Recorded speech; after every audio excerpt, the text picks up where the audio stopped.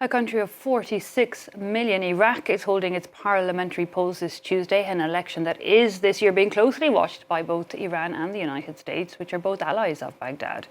Voter motivation, however, in Iraq reported to be very low, with fears that turnout could reach, in fact, record levels of low. Many Iraqis no longer believe elections will bring change to their daily lives, and yet the number of candidates running is quite substantial. Over 7,700 people vying for just over 320 seats. Since the fall of Saddam Hussein, Iraq's long-oppressed Shiite majority has dominated, and it's expected to do so, notably by forming coalition groups.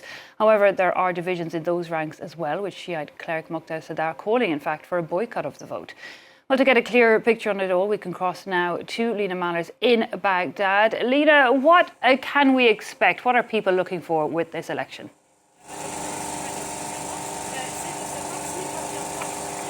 Many people here in Baghdad have very little faith that this election will change much in their daily lives. They see it as a negotiation between the same elites that have been ruling the country ever since the fall of Saddam Hussein's regime.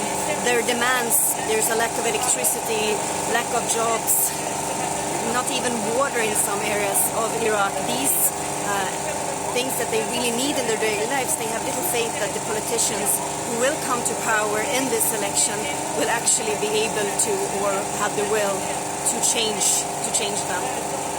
And meanwhile, Lena, then on an international level, you know, Iraq's elections getting a lot of attention, the United States, Iran, both looking in. Will it change anything on the international field, this vote?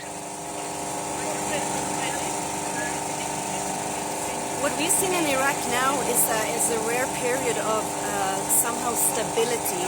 Iraq has not been drawn into the regional conflict between Iran and Israel, although there are Iran-friendly groups in the country, armed groups that have launched a few rockets previously against Israel. But these groups have stayed calm, and Iraq has not been drawn into this, and the hope here is that this calm will prevail and it will stay calm, and we will not see Iraq go into the same fate as, for example, Lebanon has done with Hezbollah.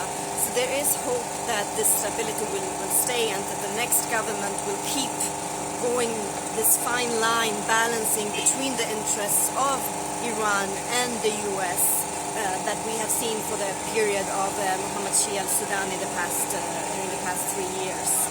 Lena Manners in Baghdad following that vote for us. Thanks.